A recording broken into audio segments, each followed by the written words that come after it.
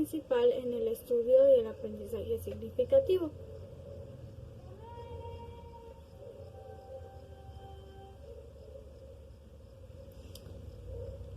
La memoria es aquella... Hola, ¿cómo están? Mi nombre es Alex Cortés López y bienvenidos a este video.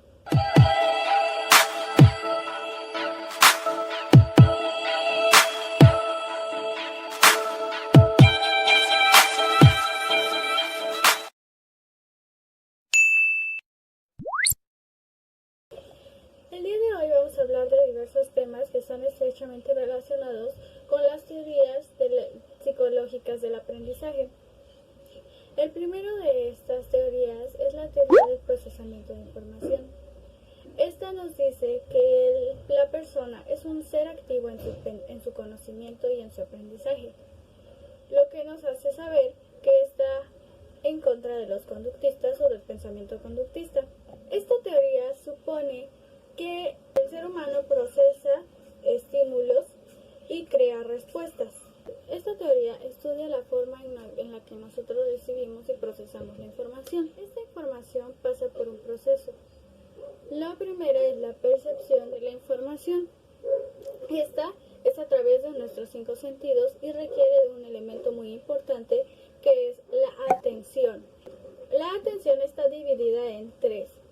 La atención dividida, sostenida y selectiva. Después de esto, la información pasa por un proceso de percepción. Este va a ser el significado que nosotros le vamos a dar a cierta información. Por ejemplo, una experiencia vivida, una experiencia poco agradable. Después de esto, pasa a la memoria de trabajo, en donde es codificada, y después pasa a la memoria de largo plazo. Existen aquí 3 tipos de memoria: la memoria semántica, procedimental y la memoria episódica. La primera es aquella en la que tenemos categorías y contextos. Por ejemplo, el concepto jirafa pertenece a la categoría de animales. La segunda va a ser aquella que se va a obtener a través de la repetición. Por ejemplo, el andar en bicicleta o conducir un auto. Y la tercera va a ser la que vamos a obtener de las experiencias. Esta teoría de procesamiento de la información vista desde un enfoque educativo nos ayuda mucho porque entendemos cómo nuestro cerebro funciona y podemos crear estrategias para poder captar la atención de nuestros alumnos y que tengan una buena percepción. Podemos utilizar técnicas de memorización como las mnemotécnicas y los organizadores gráficos, y también podemos utilizar técnicas para la evocación de conocimientos anteriores. El siguiente contexto que vamos a tomar es el aprendizaje verbal. Este es uno de los más importantes, considero yo, porque es el que se utiliza con mayor frecuencia y muchas veces no nos damos cuenta. Esta teoría hace referencia a cómo percibimos las palabras y posteriormente las formamos en oraciones. Después de percibir estas palabras va a venir una interiorización. Dependiendo de la interiorización va a ser el cómo nosotros vamos a aprender el significado o vamos a entender el tema. Pareciera muy sencillo y muy cotidiano, pero realmente va más allá. La forma correcta de utilizarla nos va a permitir tener una buena comunicación y por ende una buena asociación del tema y un aprendizaje más significativo. El aprendizaje verbal se divide en 2. El aprendizaje verbal por serie y el aprendizaje verbal en pares asociados. El aprendizaje verbal en serie nos dice que vamos a recibir un primer estímulo y este va a dar en consecuencia otro estímulo, creando una reacción en cadena. Un ejemplo más gráfico podrían ser los meses del año: enero, febrero, marzo, abril, etcétera, etcétera, o los números 1, 2, 3, 4. El aprendizaje verbal por pares asociados nos va a decir que ahora ya no vamos a recibir estímulos creando acciones en cadena, sino que por el contrario vamos a recibir un primer estímulo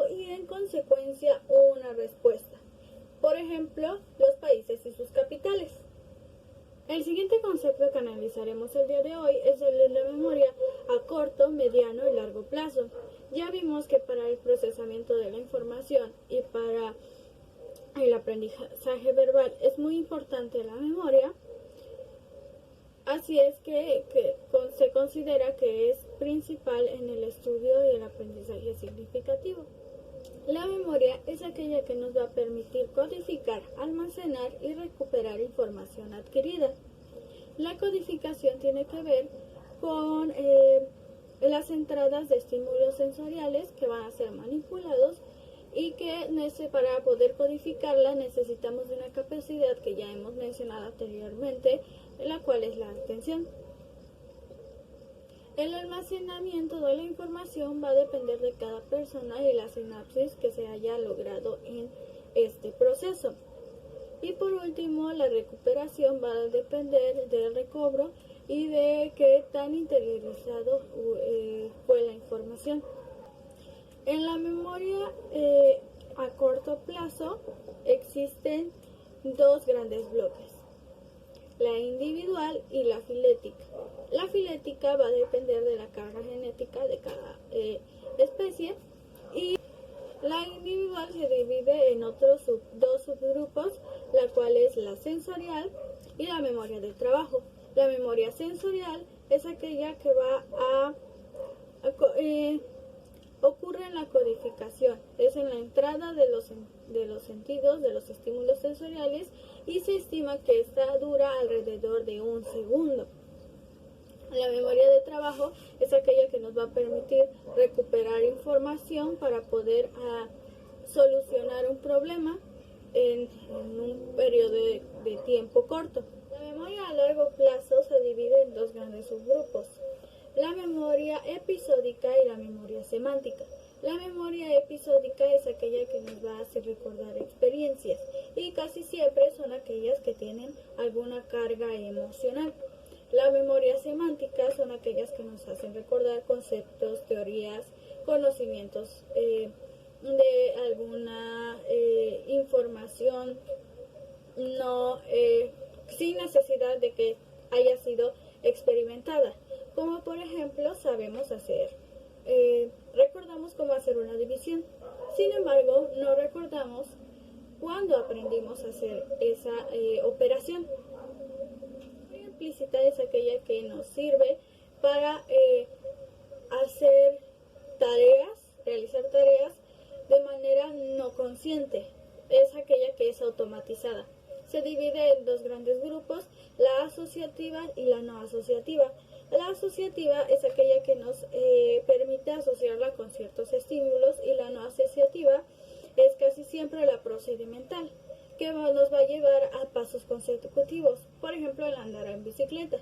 Tomas la bicicleta, primero te subes en ella, das un impulso y comienzas a pedalear paso a paso. Ahora bien, sabemos que existe la memoria y que es importante, pero ¿qué hay de la otra parte? La otra parte es el olvido, lo cual nos lleva a analizar los conceptos de interferencia y olvido. Existen dos tipos de interferencia: la proactiva y la retroactiva. La retroactiva es en la cual un aprendizaje interfiere con otro. Por ejemplo, un ejemplo muy usado en este caso podría ser el estudiar para el examen de filosofía y después estudiar para un examen de inglés. El estudio del inglés va a interferir con el estudio de la filosofía. El que va a estar más presente va a ser el estudio del inglés. Por el contrario, la proactiva va a ser que, tomando el mismo ejemplo, un aprendizaje interfiera con algo ya aprendido con anterioridad. Por ejemplo, el nuevo aprendizaje del inglés no se va a ver favorecido totalmente porque previamente ya habría estudiado para el examen de filosofía. El estudio del inglés no va a ser igual de productivo que si solamente me hubiera concentrado o hubiera utilizado toda mi energía para estudiar inglés. Esta teoría dice que entre más similares sean dos aprendizajes, mayor interferencia va a haber. Pero entre más contrario sea, esta puede amenorizarse, porque hay una diferencia. Por ejemplo, si yo hubiera puesto, en este caso no tendría examen de filosofía en inglés, sin embargo tuviera examen de alemán e inglés, la interferencia hubiera sido mayor. Dentro de este tema también entran otros conceptos como la reproducción y la significatividad. La reproducción o la evocación son recuerdos reprimidos, no olvidados, pero reprimidos. La memorización va a depender de la significatividad que nosotros les hayamos dado, de la interiorización. También va a depender del énfasis, la emoción que hayamos tenido dentro y de la elaboración, tantas veces lo hayamos repetido. El último tema que vamos a tratar en este video es la toma de decisiones. En este vamos a ver cómo los conceptos anteriores se juntan o interfieren en este. La toma de decisiones necesita de un proceso. Diversos pasos. El primero es la identificación. Y identificar con ser asertivo cuando se identifica el problema es muy importante.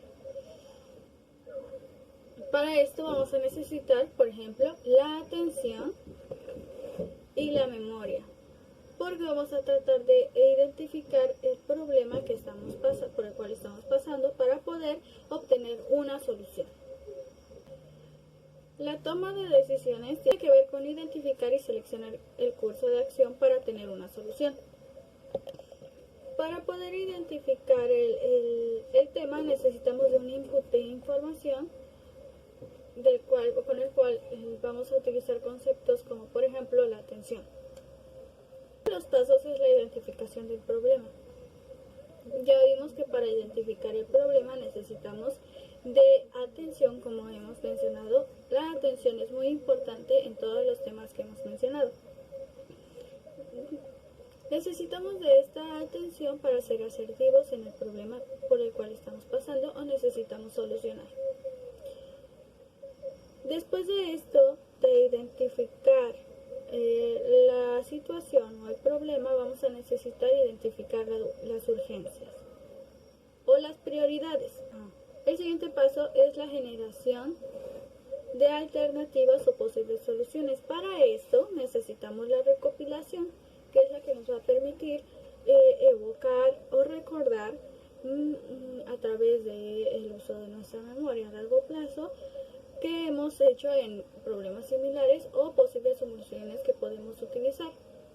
Para poder obtener una solución o un curso de acción, podemos utilizar técnicas como la lluvia de ideas, organigramas.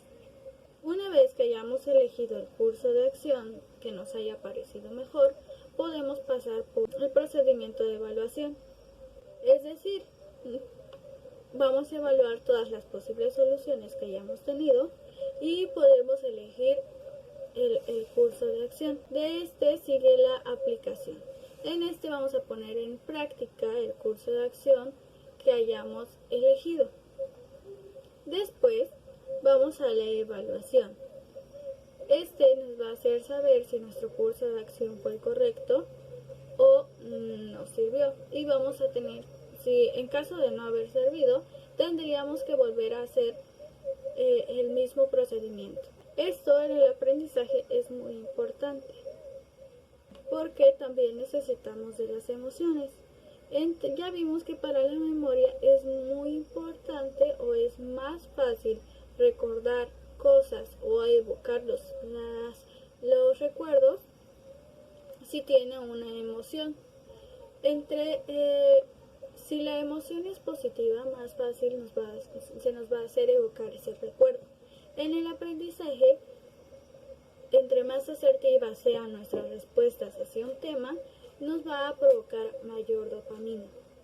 Y espero que este video te haya servido para solucionar tus dudas y haber obtenido un aprendizaje significativo.